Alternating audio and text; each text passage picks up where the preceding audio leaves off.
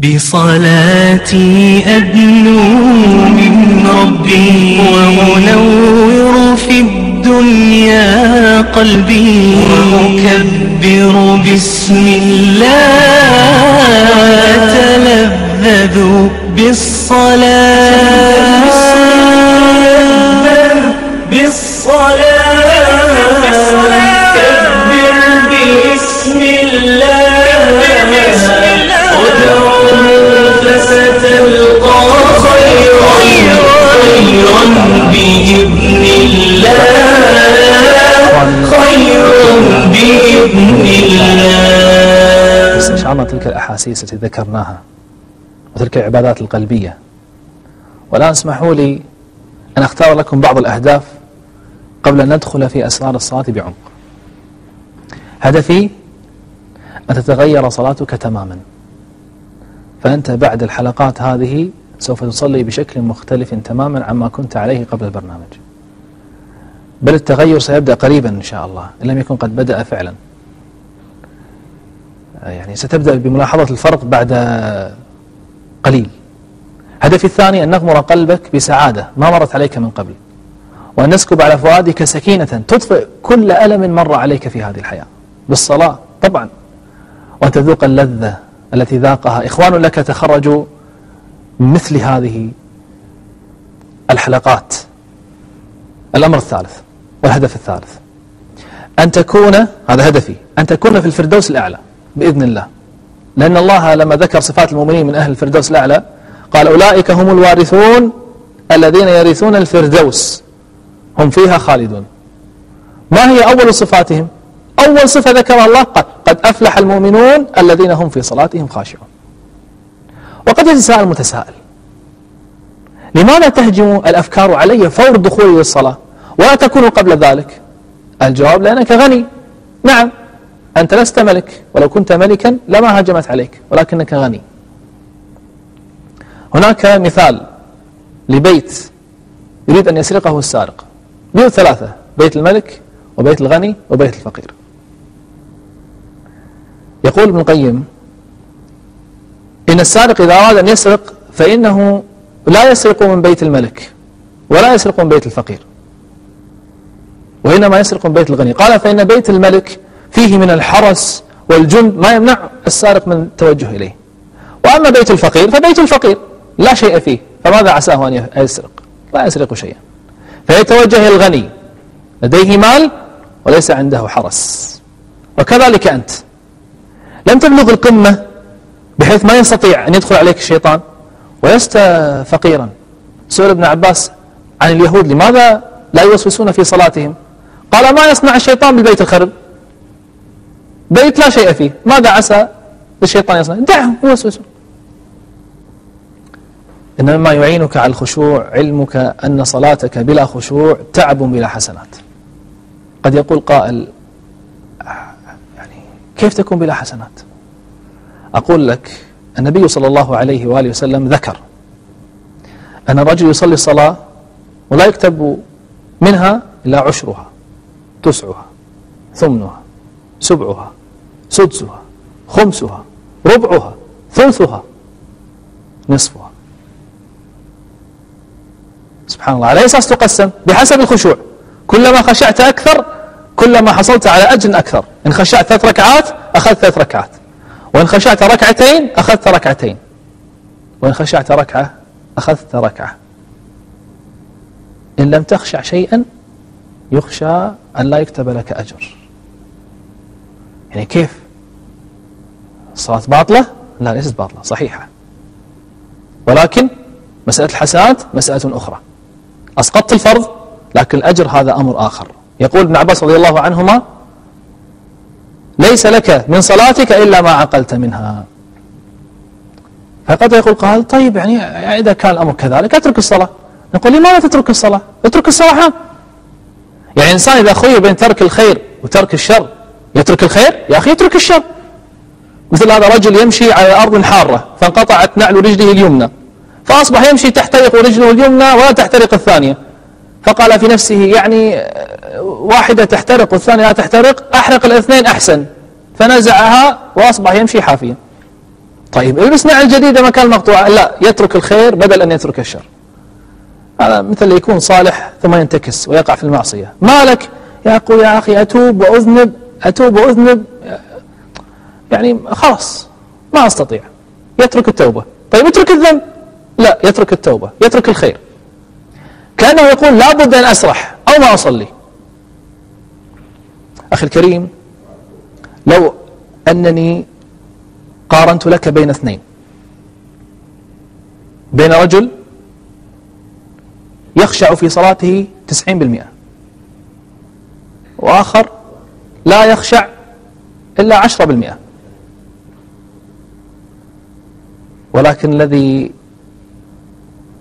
يخشع 10% عاش عمرا مديدا يصل إلى 75 سنة. المحصلة النهائية ماذا سوف يحدث؟ تابع معي هذا العرض. لدينا هنا عمر، وانظر إلى ألف عاش 75 سنة، ضاء عاش فقط 21 سنة. احسب معي، هذا يخشع 10% وهذا يخشع 90. الأزرق يخشع 90% والأحمر يخشع فقط 10% من صلاته. المحصلة النهائية هذا صلى أكثر من هذا.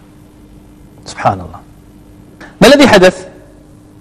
يأتي هذا وقد خشع فقط 10% وعاش 75 سنة. طيب الغي 15 سنة، يبقى له من عمره 60 عاما. 60 عاما ما خشعت إلا 10%. يأتي يوم القيامة فإذا هو قد صلى 6 سنوات فقط. صليت 60، ما صليت عندنا إلا 6 فقط. لماذا؟ هذا خشوعك. وصاحبنا يخشع 90%، فيأتي وقد خشع أكثر. هذا لا أحب أن ينصدم فيه الإنسان يوم القيامة. قال تعالى: وبدا لهم من الله ما لم يكونوا يحتسبون. اسمح لي أن نفتح المفتاح السحري للخشوع بعد هذا الفاصل. بصلاتي أبلو من ربي ومنور في الدنيا قلبي ومكبر باسمي. بصلاتي أبلو من ربي ومنور في الدنيا قلبي. أهلا بكم إخواني، لنا حلقات ونحن ننتظر المفتاح السحري للخشوع الذي غير صلاة الكثيرين. كثير من الناس تغيرت صلاتهم لما استعمل هذا المفتاح. وهذا المفتاح لن تجده شاقا ولا صعبا، ولكن إن عرفته تلذذت به. أريد أن أفتح لك وأكشف لك المفتاح السحري. وفي الحقيقة قبل أن أفتحه أريد أن أسأل سؤالا: